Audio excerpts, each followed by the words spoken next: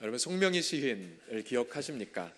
우리 복음성가 가운데에 나라든지 예수 그 이름 등과 같은 아주 기가 막히게 아름다운 노래들을 작사하신 그러한 분이시죠.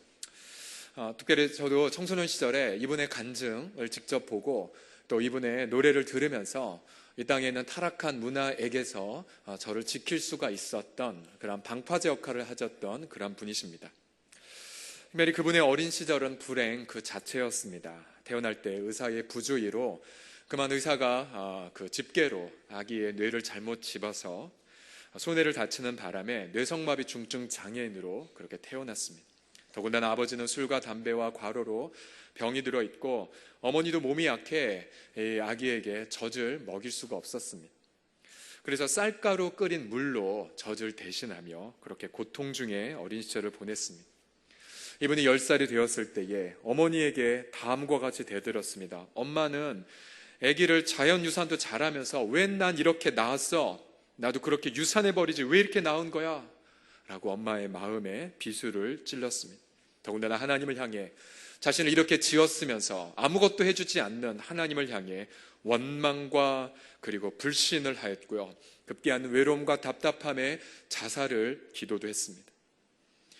16살 되던 해에 사생결단하며 하나님께 부르짖었습니다. 하나님 제발 저 만나주세요. 제발 저 만나주세요. 계시다면 저를 도와주세요. 그 절규를 하고 나서 하나님은 그녀에게 어느 집회 때에 만나주셨습니다. 자신이 죄인인 것을 깨닫고 아버지 저는 죄인입니다 라고 하며 그토록 원망하고 반항하던 하나님을 아버지라고 부르며 통곡했습니다. 그때부터 그녀는 예수 그리스도의 이름의 비밀을 깨닫기 시작했습니다. 날마다 하루에 성경을 통독하고 그리고 하루에 5시간씩 기도하기 시작했습니다. 그녀는 감격했고 또한 그리스도의 사랑에 가슴이 터질 것 같았습니다.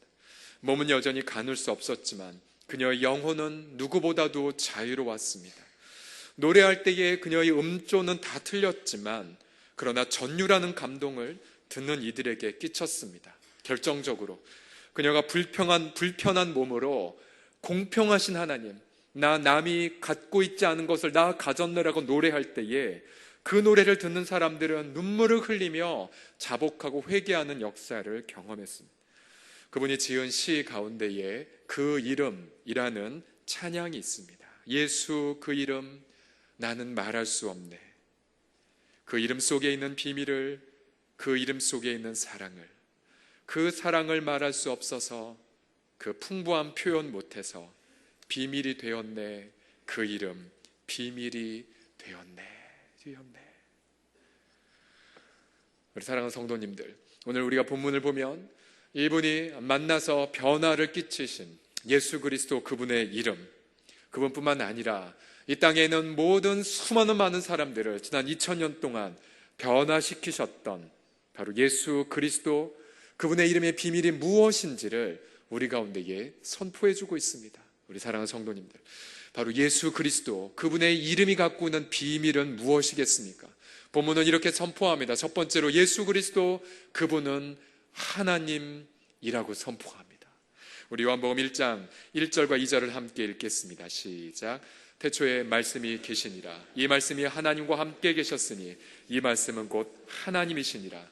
그가 태초에 하나님과 함께 계셨고. 요한복음 처음부터 장엄한 교향곡을 연주하듯 예수님을 영원 전부터 계신 하나님으로 선포합니다. 전 우주가 창조되기 전 영원 전부터 바로 말씀이 있었다고 말합니다. 그 말씀은 성부 하나님과 함께 계셨고 영원 전부터 하나님과 교제를 하셨습니다. 바로 그 말씀을 가리켜 2절은 선포합니다. 그 말씀은 곧 하나님이시니라. 할렐루야. 하나님이시라고 말합니다. 하나님. 18절에도 보면 예수님을 가리켜 독생하신 하나님이라고 묘사합니다. 함께 18절 말씀을 읽겠습니다. 시작. 본래 하나님을 본 사람이 없으되 아버지 품속에 있는 독생하신 하나님이 나타내셨느니라. 독생하신 하나님. 아무도 하나님을 본 사람은 없습니다. 그러나 성부 하나님은 영원 전부터 성자 하나님을 통하여 자신을 나타내기를 기뻐하셨습니다. 그래서 주님은 제자들에게 제발 하나님을 좀 보여주십시오 라고 하는 그 요청 앞에 이렇게 요한복음 14장에 말하죠. 나를 본 자는 아버지를 보았거늘 어찌하여 내게 하나님을 보이라 일컫느냐. 그렇습니다. 그분은 하나님이시고 또한 성부 하나님과 비교하였을 때에 결코 열등한 존재도 아닙니다.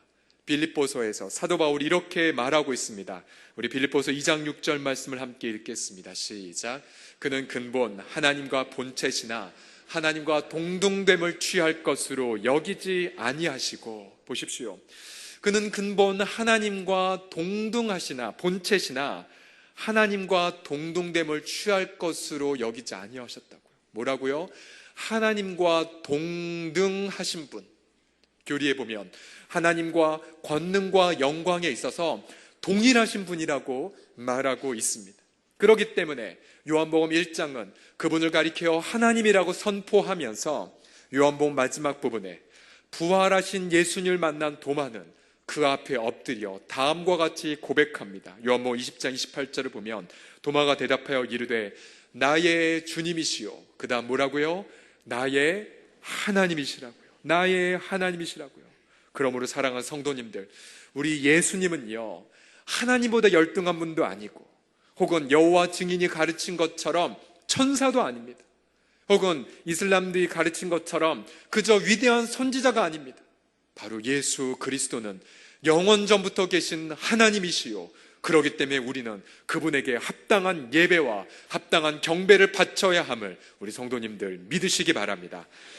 또한 두 번째로 예수 그리스도의 이름의 비밀은 무엇입니까? 본문은 말합니다. 예수 그리스도, 그분은 창조주이십니다. 창조주.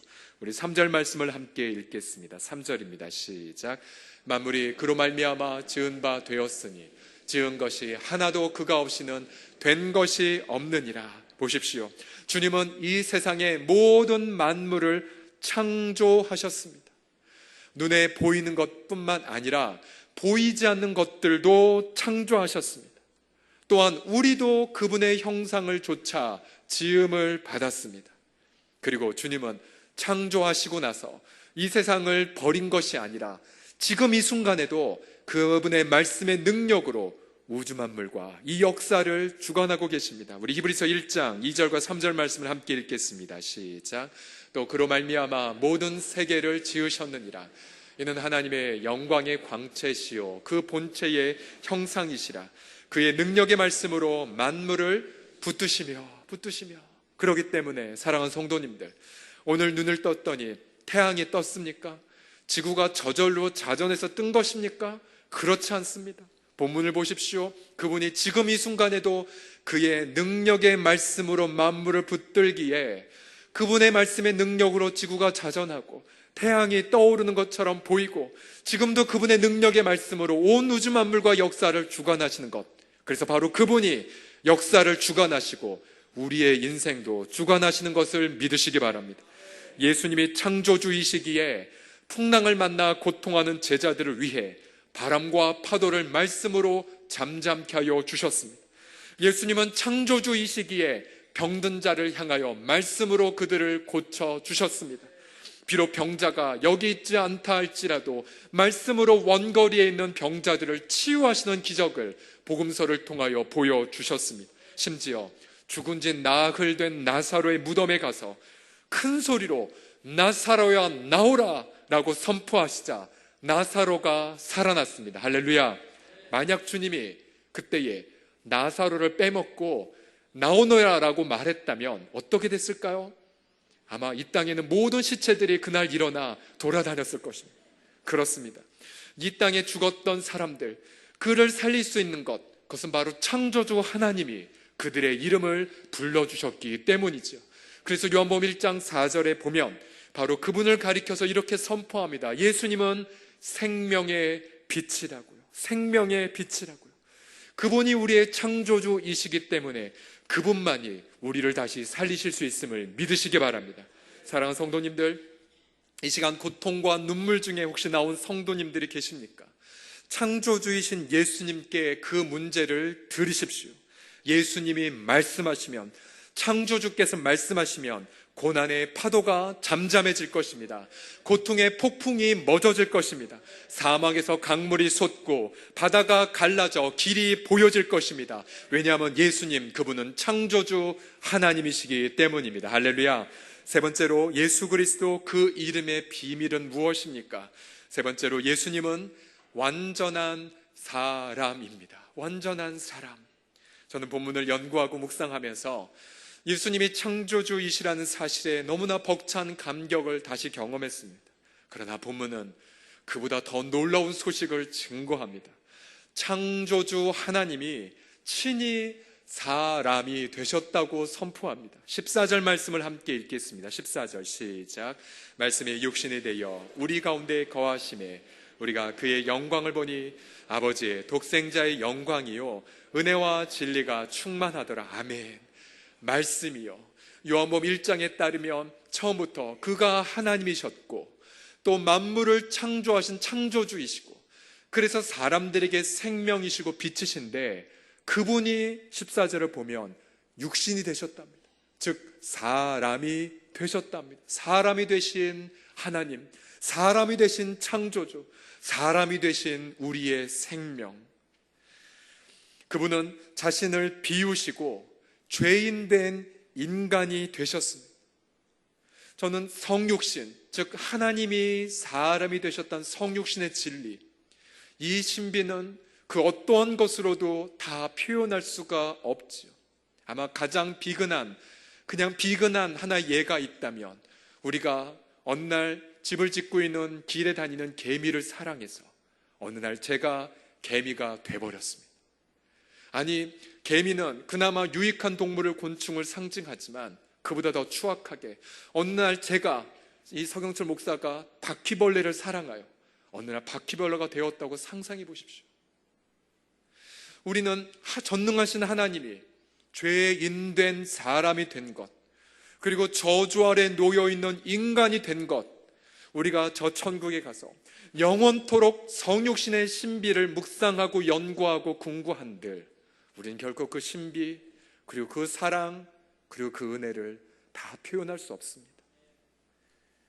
그래서 요한복음 20장, 21장에 보면 그 창조주 하나님이 부활하셨는데 부활하셔서 인간의 몸을 버린 것이 아니라 영원토록 피조물된 인간의 몸을 입으신 채 어린 양 예수 그리스도로 영원토록 우리의 경배와 찬양을 받지 않으십니까? 피조물, 창조주 하나님의 피조물을 입고 영원토록 우리의 예배를 받으시는 그 영광, 그 은혜, 저는 이 시간에 마음을 다하여 우리 사랑하는 성도님들 박수로 하나님 앞에 영광 돌리지 않으시겠습니까? 우리 주님을 찬미하고 주님을 경배합니다. 이 사도 바울은 이 신비를 좀 더 다음과 같이 자세하게 묘사합니다. 아까 읽었던 빌립보서 2장 6에서 8절 말씀을 보면 이렇게 선포합니다. 그는 근본 하나님의 본체신 하나님과 동등됨을 취할 것으로 여기지 아니하시고, 7절부터 보시면 오히려 자기를 비워 종의 형체를 가지사 사람들과 같이 되셨고 사람의 모양으로 나타나사 자기를 낮추시고, 그 다음 표현 보십시오. 죽기까지 복종하셨으니 곧 십자가에서 죽으심이라. 창조주 하나님이 친히 종이 되셨습니다. 인생의 슬픔과 고통을 담당하셨습니다. 인생의 목마름과 갈증을 체험하셨고 인생의 피곤과 절망을 온몸으로 체험하셨습니다. 더군다나 우리가 담당해야 될 죄의 대가인 저주를 채찍으로 경험하셨고 또한 가시면류관을 쓰심으로 인간이 경험할 고뇌를 담당하셨습니다. 결국은 우리가 경험해야 될, 우리 인생이 경험해야 될 지옥의 형벌을 십자가에서 대신 온 영혼과 몸이 체험하셨습니다. 그러하기에 그 헤아릴 수 없는 그 하나님이 사람이 되신 은혜의 강물이 성령을 통하여 지금 우리 가운데에 흐르고 계십니다. 그리고 그분이 이 자리에 성령으로 임재하셔서 우리의 모든 성도들의 고통과 마음을 어루만지시고 치유하고 계십니다. 히브리서 4장을 보게 되면 우리에게 있는 대제사장, 즉 우리를 하나님께로 인도하시는 대제사장은 우리의 연약함을 깊이 있게 동정하신다고, 깊이 있게 공감하신다고 말씀하십니다. 그러하기에 우리는 긍휼하심을 받고 때를 따라 돕는 은혜를 받기 위하여 그 은혜의 강물, 그 위로의 은총, 그리고 그 회복의 능력이 쏟아지는 보좌 앞에 담대하게 나아가라고 우리에게 촉구하고 있는 것입니다. 우리 주님은 우리의 아픔을 아십니다. 예수님은 우리를 도움을 주실 준비를 다 마치셨습니다. 그러하기에 사랑하는 성도님들, 언제든지 예수님의 이름만 부르십시오. 그러면 그분이 달려오셔서 우리를 도와주실 줄을 믿습니다. 이 시간 혹시 고통과 고난 속에 지나간 밤 눈물 흘리신 분이 계십니까? 아무도 내 아픔 모를 거라고 한탄하는 분이 계십니까? 그러나 이 시간 예수님이 우리 가운데 오셔서 성령으로 말씀하십니다. 사랑하는 아들아, 사랑하는 아이 딸아, 내가 다 알아. 내가 다 알아. 내가 너의 목마름, 내가 너의 배고픔, 그리고 내가 너의 방황, 내가 너의 눈물을 다 안단다. 내가 이미 다 사람으로서 체험했단다. 내가 너를 도와줄 것이고, 내가 너를 붙들어 줄 것이고, 내가 너의 죄 문제를 해결해 줄 것이란다. 내가 너의 모든 저주의 문제를 해결하여 줄 것이란다. 할렐루야. 그럼 이 시간 예수님의 음성, 성령님의 위로를 받고 예수 그리스도 그 이분의 비밀 앞에 회복과 은혜를 경험하는 저와 모든 성도님이 다 되시기를 예수님의 이름으로 축복합니다. 마지막으로 예수님의 그분의 이름의 비밀은 무엇입니까? 예수 그리스도는 우리에게 하나님의 자녀가 되는 권세를 주셨습니다. 우리 사랑하는 성도님들, 왜 창조주 하나님이 인간이 되셨습니까? 12절 말씀에 그 이유를 설명합니다. 12절을 함께 읽겠습니다. 시작. 영접하는 자, 곧 그 이름을 믿는 자들에게는 하나님의 자녀가 되는 권세를 주셨으니. 아멘. 여기서 영접하는 자, 영접이란 그 다음 표현을 보시면 그 이름을 믿는 것을 의미합니다. 그 이름을 믿는다는 것은 요한복음 1장 1절부터 쭉 읽다 보면 예수님을 하나님으로 알고 경배하는 것을 뜻합니다. 그리고 예수님을 창조주 하나님으로 믿고 내 인생을 맡기는 것을 뜻합니다. 또한 예수님을 4절에 표현한 것처럼 나의 생명의 빛으로 인정하고 내 어두운 인생을 주께 바치는 것을 뜻합니다. 그리고 예수님께서 나의 죄를 위해 죽으셨고 또 내게 새 생명을 주시기 위해 부활하셨다는 그 사실을 받아들이고 내 마음을 열어 하나님께 바치는 것을 뜻합니다. 영접하는 자, 곧 그 이름을 믿는 자들에겐 하나님의 자녀가 되는 권세를 주셨습니다. 우리 사랑하는 성도님들, 하나님의 자녀가 되는 권세는 무엇입니까? 권세란 어떠한 것을 다스리는 능력을 뜻하지요. 그렇다면 우리는 그 전에는 우리를 다스렸던 것은 하나님이 아니었었습니다. 성경을 보면 죄를 진 자마다 죄의 종이 된다고 말하였죠. 그리고 죄의 종이 되는 순간 우리 모든 인류는 사망 가운데로 다름질하는, 사망 가운데로 내려가는 그런 급행열차와 같은 운명을 갖고 인생을 살지 않습니까? 그리고 사망 저 너머에 무서운 심판이 우리를 기다리고 있죠. 죄, 사망, 그리고 심판, 이 권세 아래 우리는 놓여 있었습니다. 그러나 사랑하는 성도님들, 우리를 긍휼히 여기신 예수님께서 이 땅에 오셔서 친히 사람이 되셨고 친히 십자가에 못 박혀 우리의 모든 죄 문제와 사망의 문제와 심판의 문제를 대신하여 해결하여 주셨습니다. 그래서 우리가 마음을 열고 예수님을 영접하는 순간, 그 순간 우리는 죄의 권세에서 해방됩니다. 사망의 권세에서 노임을 받습니다. 심판에서 우리가 자유함을 받습니다. 할렐루야. 그래서 우리는 예수 이름 때문에 하나님의 자녀가 되는 권세를 누리게 됨을 믿으시기 바랍니다. 저 요한복음 5장에 있는 그 말씀을 선포하십시오. 요한복음 5장 24절을 다 함께 읽겠습니다. 시작. 내가 진실로 진실로 너희에게 이르노니 내 말을 듣고 또 나 보내신 이를 믿는 자는 영생을 얻었고 심판에 이르지 아니하나니 사망에서 생명으로 옮겨졌느니라. 할렐루야. 성경 다음으로 베스트셀러가 되고 있는 존 버년의 철로역정 중에서 가장 감동적인 그림 중에 하나가 있다면 주인공인 크리스찬이 무거운 짐을 벗는 장면일 것입니다. 무거운 짐을 벗는 장면, 인간의 죄짐, 그리고 인간의 모든 질고 그리고 염려와 고통을 상징하는 무거운 짐. 그가 왕의 임마누엘 왕의 부름을 받고 장망성, 즉 장차 멸망할 성을 떠날 때에 그의 어깨에는 그를 짓누르는 무거운 짐이 있었습니다. 아무리 그 무거운 짐을 풀려 해도 자신의 힘으론 그 매듭을 풀 수가 없었습니다. 그래서 그의 순례의 길은 너무나도 고통스럽고 어두웠고 번민이 가득했었습니다.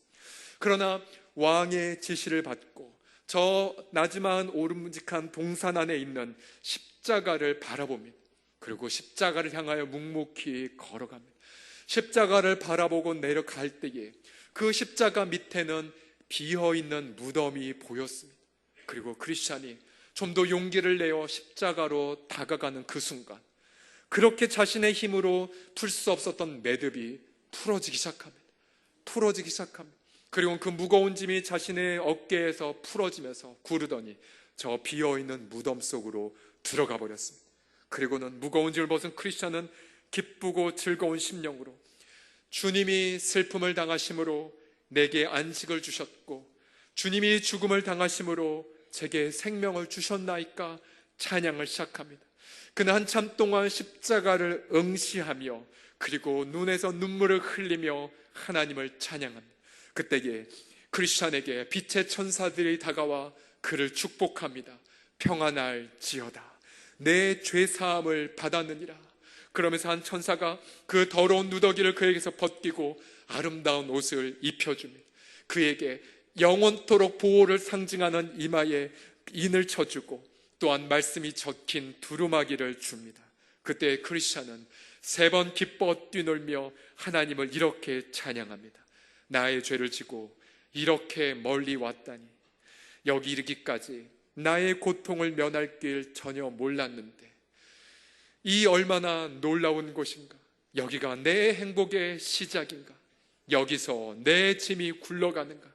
여기서 나를 묶었던 사슬이 끊어지는가. 복된 십자가여, 복된 무덤이여, 내 대신 수치를 받으신 더욱 복되신 그분이시여. 그분이 누구입니까? 바로 여기가 어디입니까? 바로 그곳이 예수 그리스도의 이름인 것을 믿으시기 바랍니다. 기도하겠습니다.